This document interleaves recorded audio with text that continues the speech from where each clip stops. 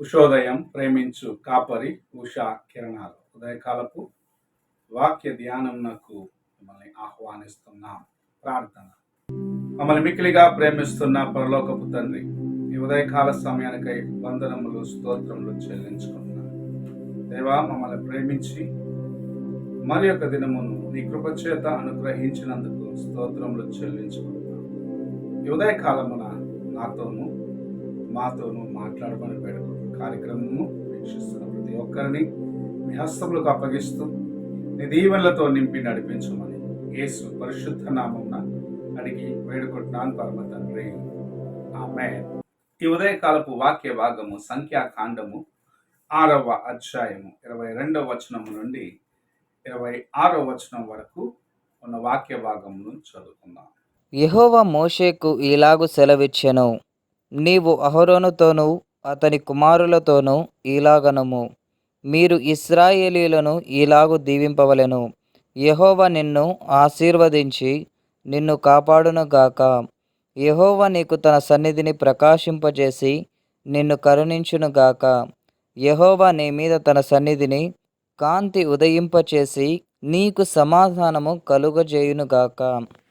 చదివిన వాక్య భాగంలో యెహోవా తన ప్రజలను ఎలాగూ ఆశీర్వదిస్తున్నాడు, వారిని ఎలాగూ దీవిస్తున్నాడు అన్న కార్యమును ఇక్కడ మనం చూడగలం. తన సేవకుడైన మోషే ద్వారాగా తాను ఎన్నుకున్న అహరోనుకు చెప్పిన మాటలను మనం చూస్తూ ఉన్నాం. యెహోవా తన ప్రజలను తన సేవకుని నోటి నుండి ఎలాగూ ఆశీర్వదించాలని ఆశ కలిగి ఉన్న కార్యం ఇక్కడ మనం చూడగలము. యెహోవా నిన్ను ఆశీర్వదించి నిన్ను కాపాడును గాక అని చెప్పటం చూడగలము. యెహోవా తన సన్నిధిని నీ మీద ప్రకాశింప చేయాలని ఆశిస్తున్నాడు అని దీవించటం మనం చూస్తూ ఉన్నాం. యెహోవా నీతో ఉన్నాడు, నిన్ను దీవిస్తున్నాడు, తన యొక్క ప్రకాశము నీ మీద ఉంచాలని ఆశిస్తున్నాడు, తన సన్నిధిని నీకు తోడుగా ఉంచాలని ఆశిస్తున్నాడు అన్న కార్యమును తన సేవకుని నోటి ద్వారాగా ప్రకటించి నిన్ను నన్ను ప్రభు ఆశీర్వదించాలని ఆశిస్తూ ఉన్నాడు.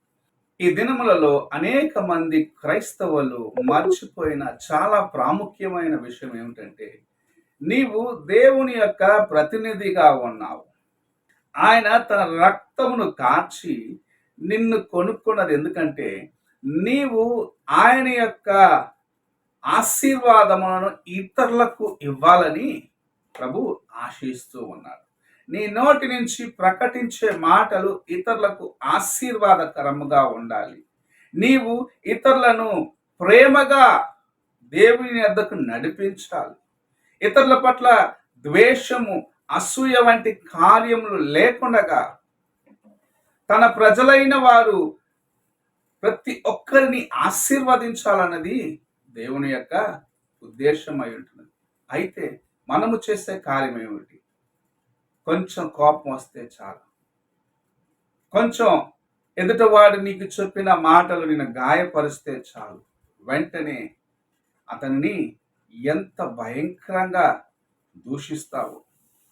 నీ నోటి నుండి బయటకు వచ్చే మాటలను విన్నవాడు ఇతడు క్రైస్తవుడా అనే ప్రశ్న ఎప్పుడైనా అడిగినట్లయితే నిజముగా నీ క్రైస్తవ జీవితము వ్యర్థమే అని దేవుని యొక్క వాక్యము నిన్ను హెచ్చరిస్తుంది. ఎందుకంటే తన సేవకుని నోటి నుండి నిన్ను ఆశీర్వదించాలని ఆశిస్తున్నాను అని చెప్పటం మనం చూస్తాం. అలాగనే నీవు ఒక వ్యక్తిని ఆశీర్వదించినప్పుడు, ఒక వ్యక్తితో ప్రేమగా మాట్లాడినప్పుడు ప్రభు నీతో పాటు ఉండి ఎదుట వాడిని ఓదార్స్తున్నాడు, అతనిని బలపరుస్తున్నాడు, అతన్ని ఆశీర్వదిస్తున్నాడు అన్నది ఎన్నడూ మర్చిపోరా.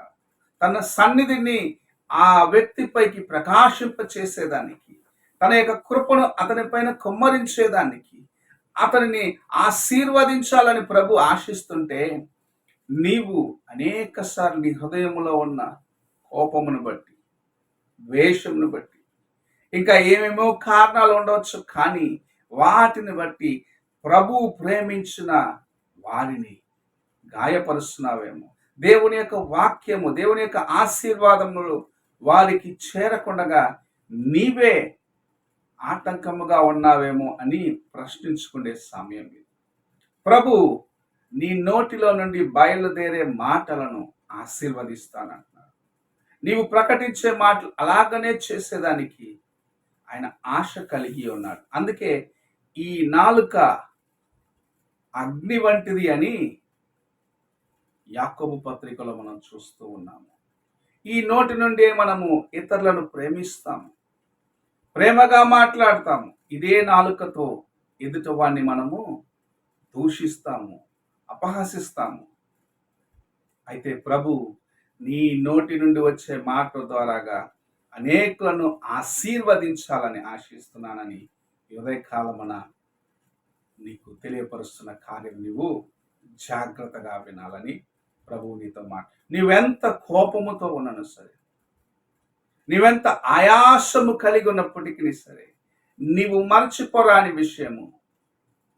వారు నిన్ను గాయపరచుండొచ్చు, నిన్ను అవమానపరచుండొచ్చు, నిన్ను కృంగదీసి ఉండొచ్చు. కానీ ప్రభు నిన్ను ప్రేమించి నీ యొక్క మాటల ద్వారాగా ఎదుట వారిని ఆశీర్వదించాలని ఆశిస్తున్నాడు కనుక నీ నోటిలో నుండి వ్యర్థమైన మాటలను పలకవద్దని ప్రభు జ్ఞాపకం చేస్తుంది. వ్యర్థమైన మాటల చేత ఎదుట వారిని గాయపరచవద్దు, వ్యర్థమైన మాటల చేత ఎదుట వారిని కృంగదీయవద్దు.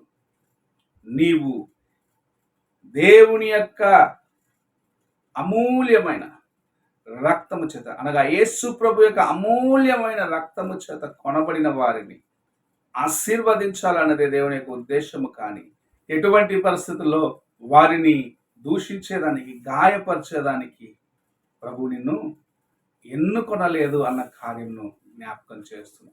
ఆయన నీతో ఉండి తన ప్రజలను ఆశీర్వదించినట్లుగా నీవు ఈ దినము నుండి నీ మాటలలో ప్రేమను, దయను, కృపతో కూడిన మాటల చేత ఎదుట వాడిని దేవుని కొరకు ఆదాయము చేయాలని ప్రభు మనకు నేర్పిస్తూ ఉన్నాడు. ఆ మాటలను నీవు నీ హృదయంలో భద్రపరచుకొని,